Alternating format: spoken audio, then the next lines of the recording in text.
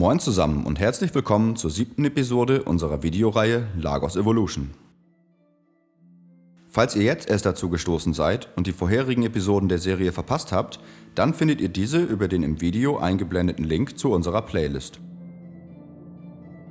In unseren bisherigen Episoden haben wir euch die einzelnen Schritte gezeigt, die nötig sind, um einen Spielecharakter zu entwickeln. In diesem Teil kommen wir nun sozusagen zum Höhepunkt. Denn wir bewegen uns nun in die Game Engine, in welcher wir alle diese separaten Elemente zusammenführen. Während sich unser Tech Artist um den Export und Import der einzelnen Körperteile kümmert, was nötig ist, um das Austauschen von Körperteilen für eine individuelle Charaktererstellung oder Rüstungsskins zu ermöglichen, gehen wir etwas näher auf die Game Engine ein. Generell muss die Spieleentwicklung als die umfangreichste Form der Kunst gesehen werden, denn sie basiert nicht nur auf einem Aspekt der Kunst, sondern vereint sämtliche existierende Kunstformen: bildende Kunst, Musik, Literatur und darstellende Kunst. Hinzu kommt die Programmierung. All diese Aspekte müssen in der Spieleentwicklung mehr oder weniger gleichzeitig ausgeübt und koordiniert werden. Erst wenn alle diese Produktionen zusammengeführt werden, entsteht das virtuelle Spiel. Hier kommt die Game Engine ins Spiel. Sie ist als eine Art Grundgerüst zu verstehen, in welchem genau diese Verschmelzung der einzelnen Komponenten aus den unterschiedlichen Disziplinen stattfindet. Wir arbeiten aus mehreren Gründen mit der Unreal Engine 4 von Epic. Einer dieser Gründe ist das Engine-eigene Blueprint-System. Dabei handelt es sich um Visual Scripting. Dieses System basiert auf sogenannten Nodes, welche im Grunde mehrere Zeilen Code repräsentieren und diese visualisieren. Dies bringt vor allem zwei Vorteile mit sich. Es ermöglicht unseren Tech Artists eigentliche Programmieraufgaben zu übernehmen, während unsere Coder mehr Zeit für Core-Features gewinnen.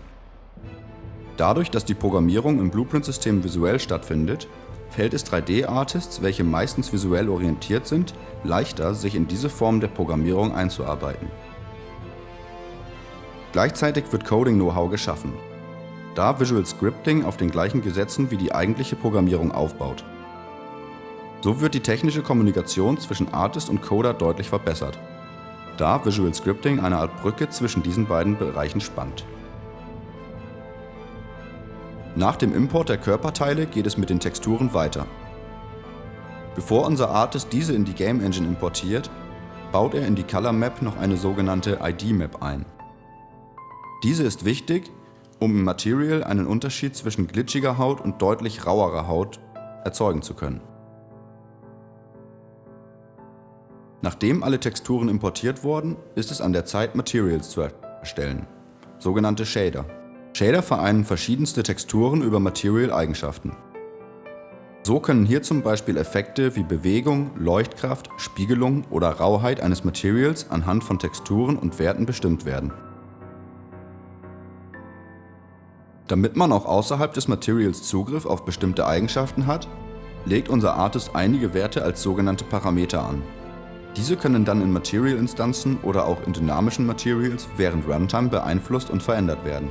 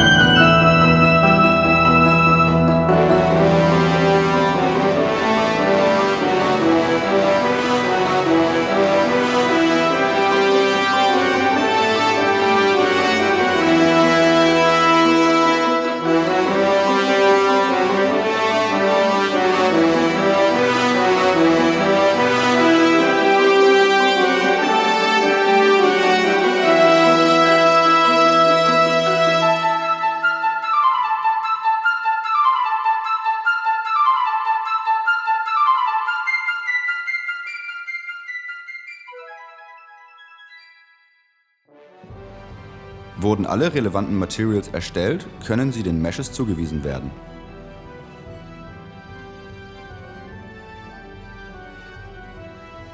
Hier wird ein Character Blueprint erstellt. Dieser wird nicht nur über die Körperteile verfügen, welche unser Artist gerade zusammensetzt, sondern in ihm wird auch Logik und Bewegungsphysik festgehalten. Da wir die Flügel mit einem Rig getrennt vom restlichen Körper behandeln, verbinden wir sie über einen sogenannten Socket mit dem Skelett des Körpers.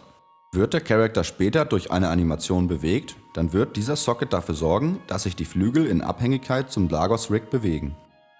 Trotzdem können sie gleichzeitig eigene Animationen ausführen. Als nächstes werden Inputs erstellt und an bestimmte Tasten gebunden. Diese können anschließend im Event Graph des Charakters mit Logik definiert werden. Als erstes lernt unser Charakter sich nach vorne, hinten und zur Seite zu bewegen. Außerdem binden wir die Controller-Rotation an die Mausbewegung.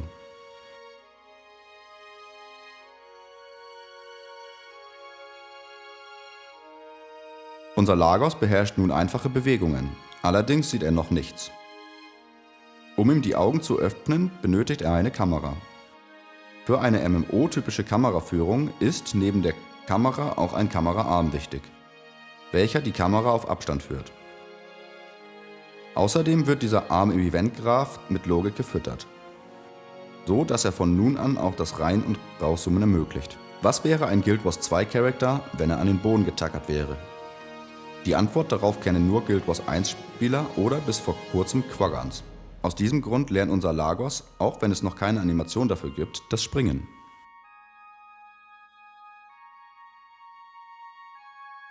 Eine typische MMO-Steuerung ist ziemlich komplex, auch wenn es den meisten Spielern wahrscheinlich nicht auffällt. Im Grunde muss unser Controller 4 Modi beherrschen: die Bedienung von Interfaces, den Interaktionsmodus, den Modus bei gedrückter linker Maustaste und den Modus bei gedrückter rechter Maustaste. Im Interaktionsmodus wird der Mauszeiger vor allem dafür benötigt, um Interaktionsobjekte an- und abzuwählen. Hierbei darf die Maus weder Kamera noch Charakterrotation beeinflussen. Bei gedrückter linker Maustaste muss der Controller in den Rotate Cam Only Modus wechseln. Dieser Modus wird zum Beispiel verwendet, um sich während der Bewegung umzuschauen, ohne dass sich der Charakter bzw. die Bewegungsrichtung mitdreht. Das Halten der rechten Maustaste sollte den Controller in den Rotate Cam Character Modus zwingen.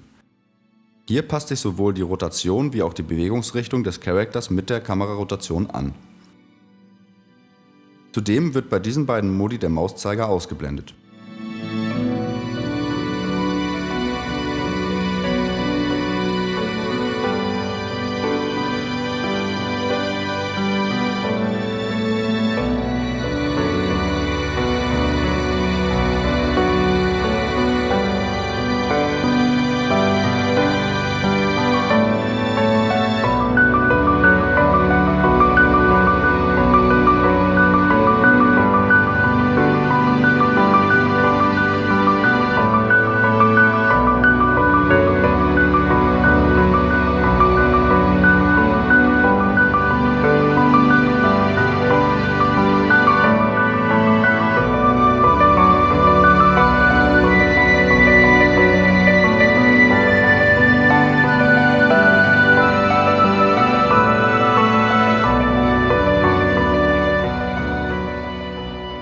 Nachdem der Controller das beherrscht, was er soll, geht es mit dem Import der Animationen weiter.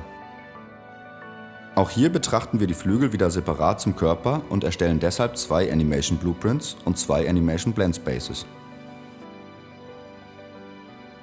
Der Animation Blend Space wird vor allem für das Blenden zwischen unterschiedlichen Animationen benötigt. Zum Beispiel, wenn der Charakter vom Stehen in das Gehen übergeht.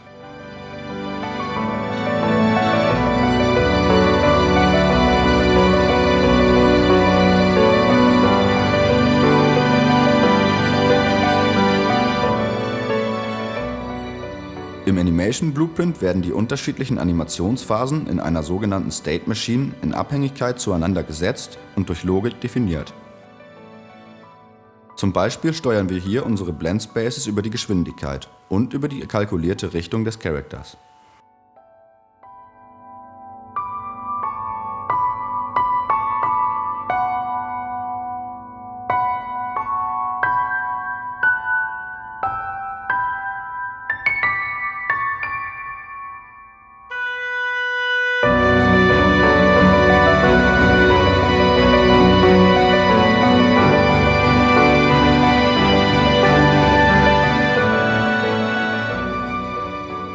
Damit alle Körperteile die Animationen synchron wiedergeben, ist es wichtig, einen Master zu bestimmen. Alle anderen Körperteile sind ihm und seinem Animation Blueprint untergeordnet. Um eine natürlichere Gehbewegung zu erreichen, sorgt unser Tag Artist an dieser Stelle für die Beschleunigung und Abbremsung der Bewegung.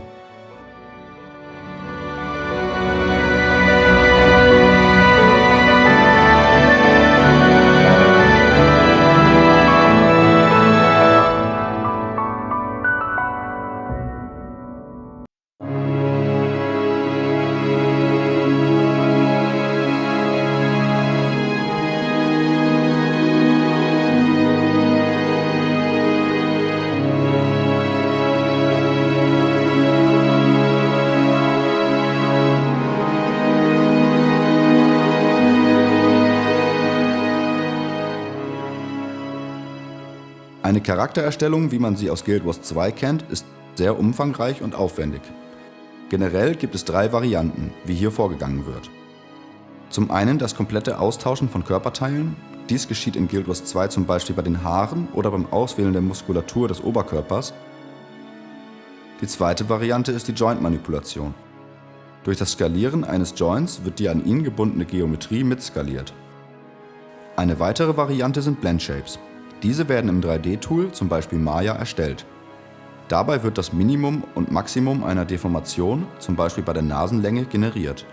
Und bei der Charaktererstellung kann dann dazwischen geblendet werden. Dies hätte allerdings den Umfang dieser Serie gesprengt.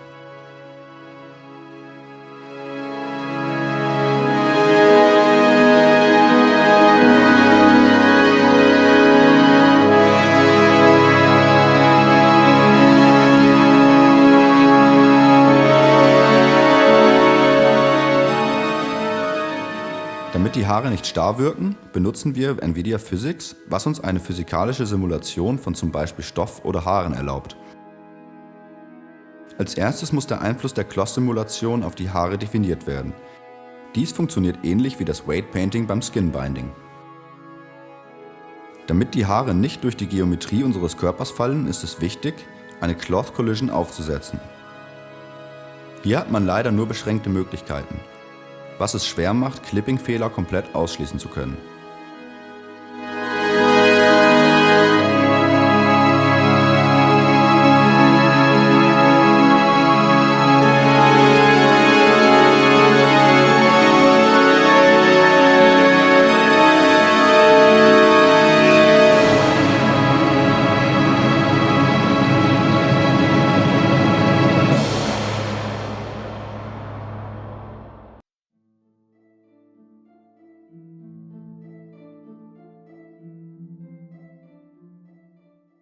Nun kommen wir zum Feinschliff der Charakterbewegung.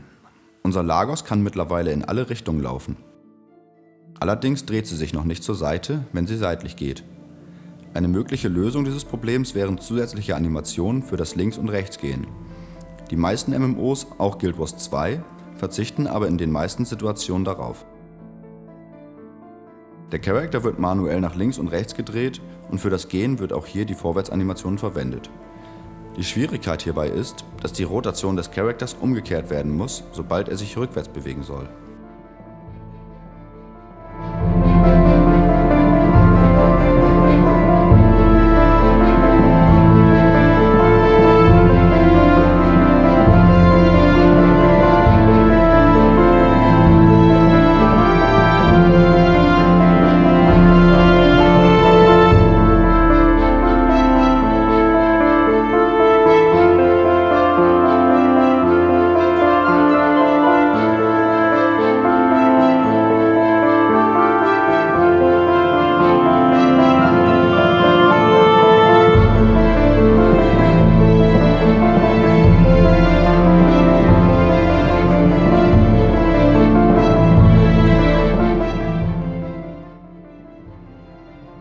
Das Erstellen und Designen von User Interfaces ist ein weiterer riesiger und von Spielern oft unterschätzter Aspekt der Spieleentwicklung. Dies würde leider den Rahmen unseres Projektes sprengen. Um die Funktionalität unserer kleinen Charaktererstellung trotzdem demonstrieren zu können, setzt unser Artist zum Schluss noch eine simple Benutzeroberfläche auf.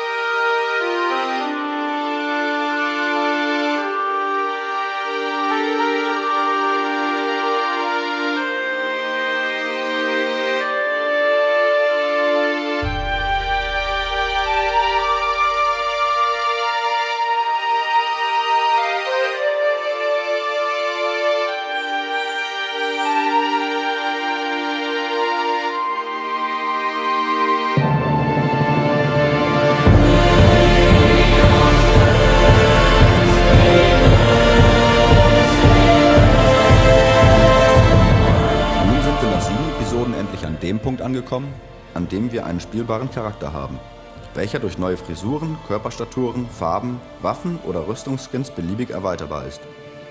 Und trotzdem ist es nur die Spitze des Eisberges von dem, was noch nötig wäre, um als Charakter in einem Spiel mit der Komplexität von Guild Wars 2 funktionieren zu können.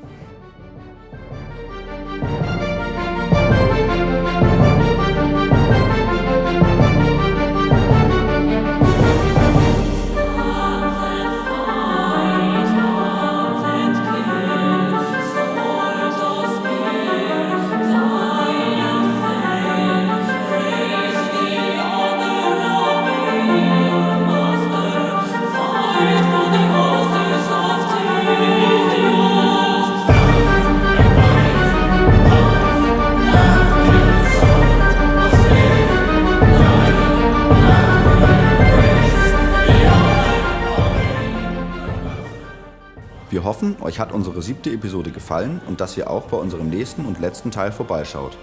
Dort werden wir uns anschauen, wie ein Soundtrack und das Sounddesign für einen Charakter entsteht. Vielen Dank fürs Zuschauen, vergesst nicht zu subscriben und wenn ihr mehr über Synthesizer Games erfahren wollt, schaut doch auch auf unseren Social Media Sites vorbei, die Links findet ihr in der Beschreibung.